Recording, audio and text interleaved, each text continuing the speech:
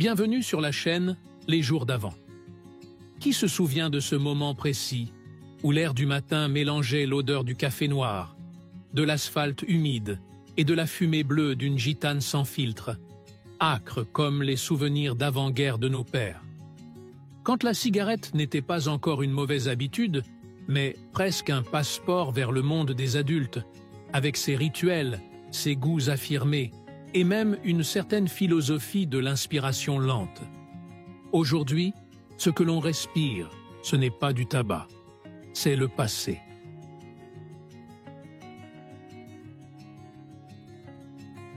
Gitane, sans filtre, la fumée qui sentait la rue et Jean-Paul. La gitane, ce n'était pas une simple cigarette, c'était une scène en noir et blanc. Toi, debout au comptoir d'un bar, ton manteau sentait la pluie, et la fumée dense que tu exhalais ressemblait à un morceau du décor parisien.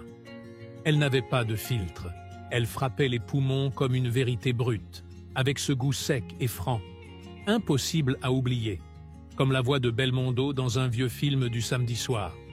Le paquet bleu, orné de la silhouette d'une danseuse, reposait à côté d'un café serré, et chaque bouffée à l'aube n'était pas un geste de plaisir, mais un acte, une manière de dire « je suis là, à ma façon, dans une France sans fioritures ». Chaque inspiration contenait un peu de fer des trottoirs, un peu d'humidité des pierres, la voix d'une mère à la fenêtre et ce goût de vie adulte qui ne demande jamais si l'on est prêt. Aujourd'hui, les gitanes ont disparu des étals, mais l'odeur est restée dans la mémoire, rugueuse comme les doigts du grand-père, râpeuse comme l'époque elle-même. Gauloise caporale, le caractère masculin à chaque bouffée. La gauloise caporale était cette cigarette telle qu'on la rêvait pour un homme, sans filtre, sans détour, avec un tabac qui piquait la gorge, mais commandait le respect. C'était le choix des ouvriers, des poètes, des types qui n'avaient pas peur d'affronter l'aube avec un café fort et un silence lourd. Le paquet bleu, à l'allure discrète, usé par les poches de vestes en cuir qui sentaient l'essence et les journées longues, tenait sa place, sans avoir besoin de plaire. Chaque bouffée était une déclaration, sèche, directe, assumée, comme si l'on disait au monde entier « je sais qui je suis ». Elle n'était pas à la mode, elle était.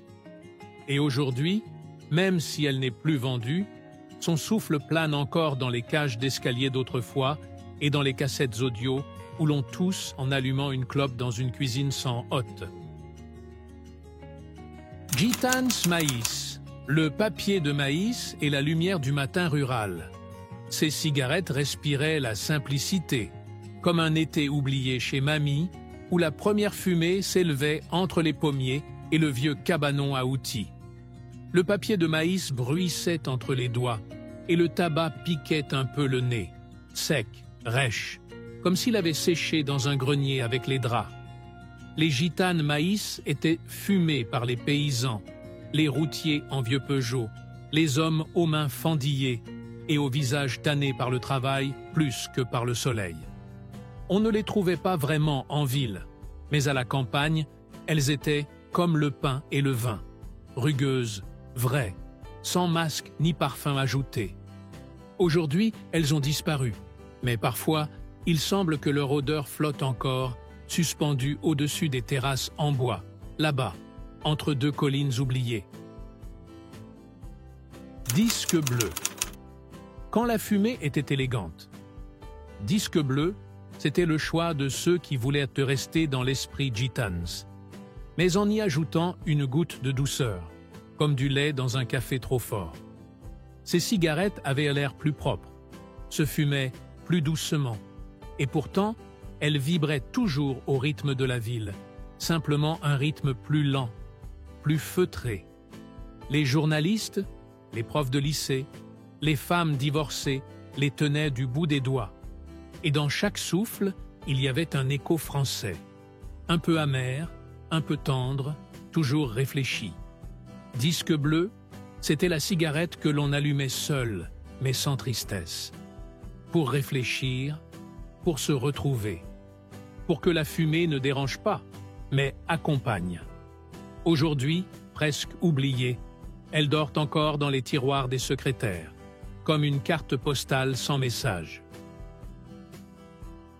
Matinée. Première cigarette à l'arrêt de bus. Matinée sentait le début, comme si quelqu'un avait inventé une cigarette pour ceux qui mettaient un pied dans le monde adulte, sans trop savoir comment. On la fumait jeune, les filles avec leurs petits sacs bien fermés, les garçons en blouson qui attendaient le bus pour le lycée, le cœur battant un peu trop vite. Elle était douce, presque polie, sans la rudesse des Gauloises, sans le poids des gitanes, une cigarette qui ne s'imposait pas, mais qui restait là, comme une main sur l'épaule.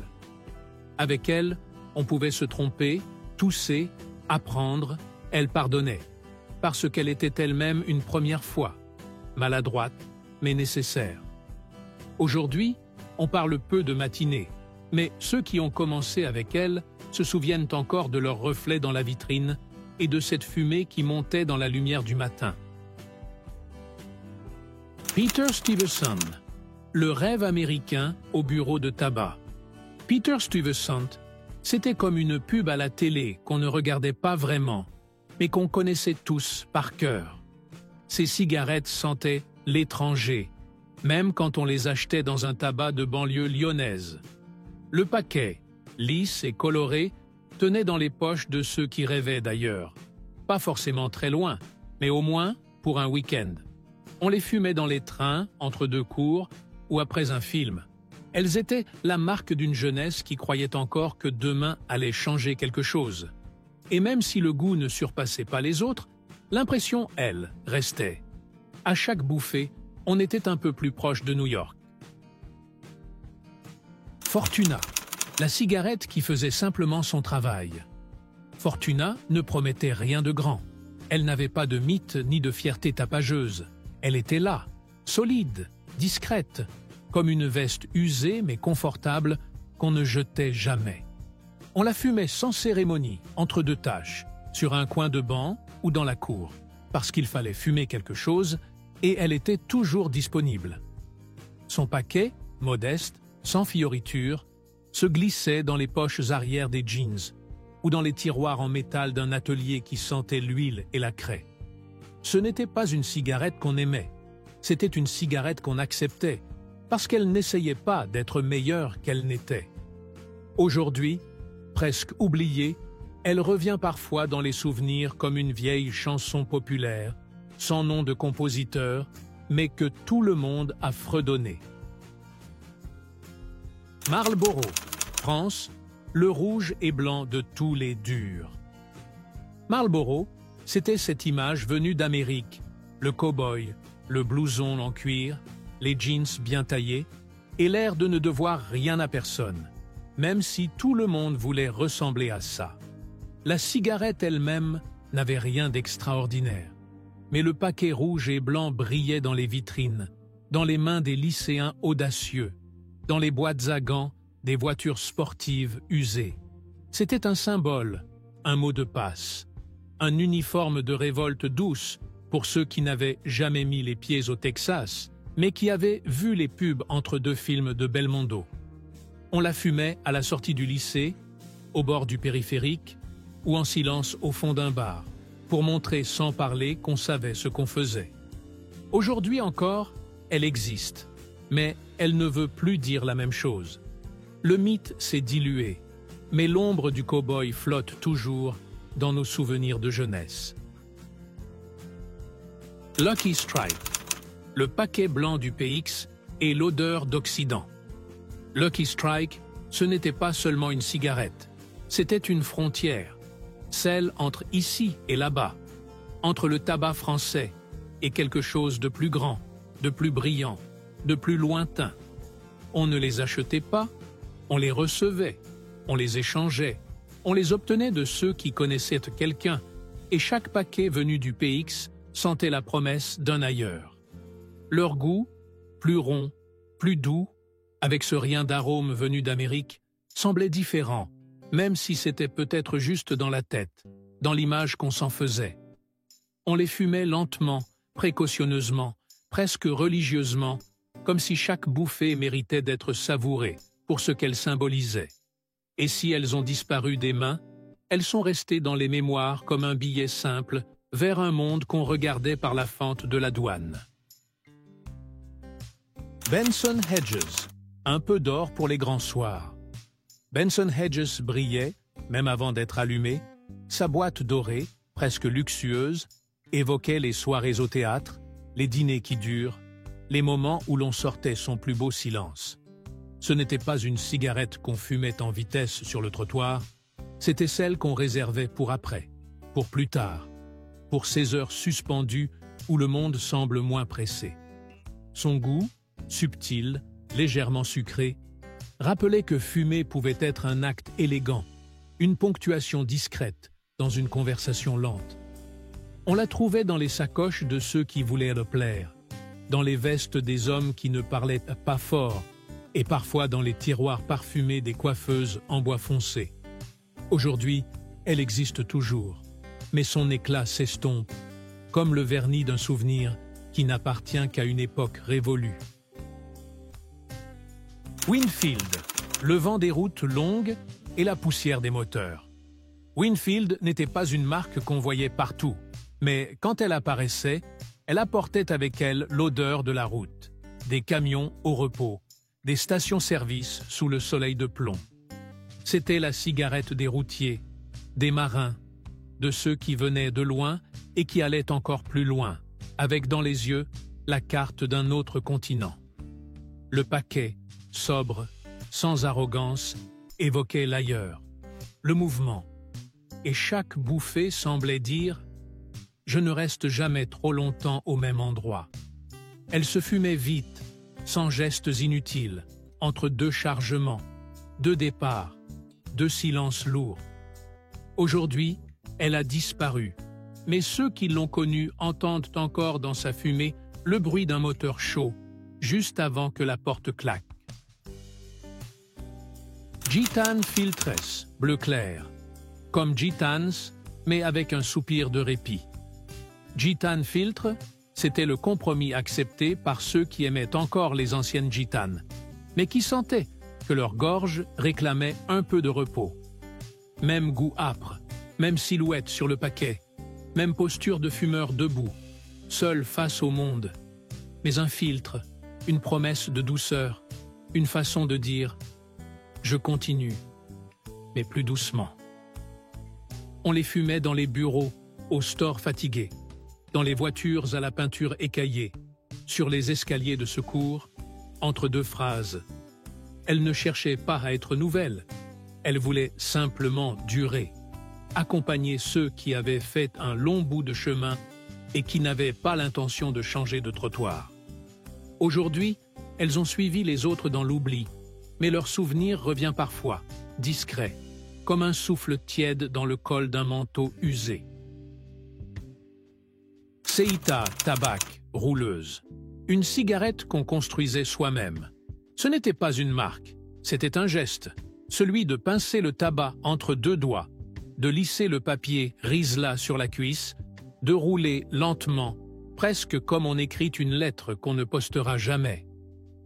Le tabac Seita pour rouler, sec et rêche, portait en lui l'odeur du travail, des vieux placards, des manteaux usés qu'on ne changeait que lorsqu'ils étaient devenus silencieux. Ceux qui fumaient des roulés n'étaient pas pressés. Ils construisaient leurs cigarettes comme on construit une pensée, avec patience, sans luxe, sans vanité. On les trouvait sur les bancs, dans les cabanes de pêche, sur les marches d'un escalier en béton, là où le temps semblait un peu plus lent. Aujourd'hui, ce tabac a disparu des vitrines, mais il reste quelque part dans nos gestes, dans la mémoire tactile de ce qu'on faisait de ses mains, avant de tout acheter déjà prêt. Mélia, douce comme une conversation après dîner. Mélia était la cigarette des voix basses, des échanges sans urgence, de ceux qui ne disaient pas tout, mais qui écoutaient beaucoup. Elle ne brillait pas, ne cherchait pas à se faire remarquer. Elle accompagnait doucement, un peu comme la fumée qui s'élève d'une tasse encore tiède. Son goût était léger, arrondi, sans aspérité, comme si elle avait été pensée pour ceux qui ne voulaient pas heurter, mais simplement être là, au bon moment. On la croisait dans les bibliothèques, dans les cuisines silencieuses à l'heure bleue, dans les carnets de ceux qui préféraient l'encre noire aux déclarations bruyantes. Aujourd'hui, on l'a oubliée, peut-être parce qu'elle ne voulait jamais être au centre. Mais ceux qui l'ont fumée savent qu'elle était une présence, discrète et fidèle. Philippe Maurice France. Quand la France voulait avoir son propre accent. Philippe Maurice, version française, tentait d'exister à côté des géants américains, comme une voix locale dans un monde qui commençait à parler trop fort en anglais. C'était une cigarette sobre, sérieuse, presque administrative, mais avec un charme contenu, comme une cravate bien nouée ou une signature penchée à la fin d'un document. Elle était là pour dire qu'on pouvait encore fumer français, penser français, sans renoncer à la modernité. On la trouvait dans les serviettes en cuir, sur les tableaux de bord des Renault de 25, dans les réunions longues où chacun s'accrochait à quelque chose pour tenir. Elle n'a jamais été culte, mais elle a laissé sa trace, celle d'un pays qui tentait de ne pas se dissoudre dans les codes d'ailleurs. Camel, France, le chameau, le cuir et un peu de cinéma. Camel, en France, c'était l'Amérique, mais version cinéma d'auteur, une odeur d'ailleurs avec des semelles françaises. Le paquet au chameau semblait sorti d'un western qu'on n'avait jamais tourné, et le goût sec et légèrement boisé donnait l'impression qu'on fumait un souvenir plus qu'un simple bout de tabac. Ceux qui la choisissaient ne voulaient pas ressembler à tout le monde, mais pas non plus jouer les rebelles. Ils cherchaient une zone grise entre les genres, entre les modes. On les croisait dans les cafés où l'on parle encore de Godard, ou dans les gares, juste avant le dernier train. Aujourd'hui, Camel existe toujours, mais ceux qui s'en souviennent parlent plus souvent de l'ambiance que de la cigarette. Et c'est peut-être ce qu'elle a toujours été. Une ambiance roulée dans du papier brun. Gitane Bruns. Une saveur foncée pour ceux qui ne plaisantaient pas. Gitane Bruns n'était pas là pour séduire, ni pour rassurer. Elle était brute, forte, parfois violente, mais elle disait ce qu'elle avait à dire sans détour. C'était la cigarette de ceux qui ne demandaient rien, qui s'installaient sans frapper, avec le regard dur et les mains calleuses. Chaque bouffée était un choc, un appel à l'ordre, presque un souvenir en forme de gifle. On la trouvait dans les poches des bleus de travail, sur les rebords des fenêtres, dans les foyers HLM, dans les haleines dures des lendemains sans vin. Elle a disparu, comme un vieux juron qu'on n'ose plus prononcer, mais qui continue à résonner dans certaines mémoires, comme une promesse de vérité. Kent, l'élégance blanche des zones hors taxe. Kent, c'était l'élégance qu'on ramenait dans une valise, pas dans un sac plastique. Une cigarette lisse, blanche, presque fragile, qu'on sortait avec soin. Elle avait ce goût neutre et propre qui faisait penser à un hôtel climatisé ou à une salle d'attente bien rangée. On la fumait en costume, parfois juste pour le geste, pour l'effet, comme si elle n'avait pas besoin d'avoir du caractère, seulement d'être présente au bon moment. Dans les aéroports, dans les salons d'ambassade, dans les voitures allemandes propres, Kent était une ponctuation silencieuse. Elle n'a jamais été chaleureuse, mais elle a marqué, comme un parfum discret que l'on n'oublie pas parce qu'il ne ressemblait à rien d'autre. Craven A, une trace anglaise dans nos ruelles. Craven A portait une élégance décalée, un accent discret, une touche d'exotisme britannique posée dans les rues françaises comme une cravate sur une chemise mal repassée. Le paquet noir et rouge avec un chat était intrigant, presque mystérieux, comme si on ne fumait pas une cigarette, mais un détail de roman policier. Son goût, rond, légèrement sucré, laissait une impression de retenue et de raffinement un peu hors du temps. Ceux qui la fumaient aimaient le calme, la lenteur, et avait toujours une histoire à raconter, souvent sans la finir. Aujourd'hui, elle est introuvable, mais son image reste là, dans les vieux films, dans les gestes de ceux qui savaient fumer sans bruit. Bastos, le balcon de papa et l'odeur du dimanche. Bastos, c'était le tabac des dimanches matins, quand papa sortait en peignoir sur le balcon, allumait sa cigarette et que tu savais qu'il ne fallait pas le déranger, même si l'odeur traversait tout le couloir. Ce n'était pas une cigarette qu'on choisissait pour son goût. On la fumait parce qu'on l'avait toujours fait. Le paquet vivait dans la poche du manteau, entre des pièces jaunes et une vieille clé rouillée du sous-sol. Elle était ordinaire, comme le pain dans son filet ou le journal sur les marches. Et c'est pour ça qu'on s'en souvient. Ni trop forte, ni trop discrète, simplement là. Si quelqu'un fumait Bastos dans ta famille, alors tu connais encore cette odeur, un peu sèche, un peu brûlée, mais étrangement familière. Épilogue. On n'a pas besoin de rallumer ces cigarettes pour faire revivre leur époque. Il suffit d'une odeur, d'un geste oublié, ou d'un silence rempli de souvenirs. Elles ont disparu comme ont disparu les meubles cirés, les radios en bois, les après-midi sans portable, mais elles laissent derrière elles un goût, une sensation, une trace. Nous ne glorifions rien, nous nous souvenons, c'est tout.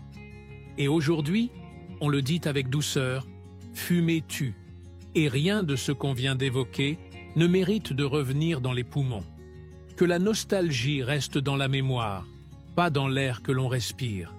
Souhaites-tu maintenant que je prépare un titre accrocheur en français, une description optimisée et la vignette avec légende ?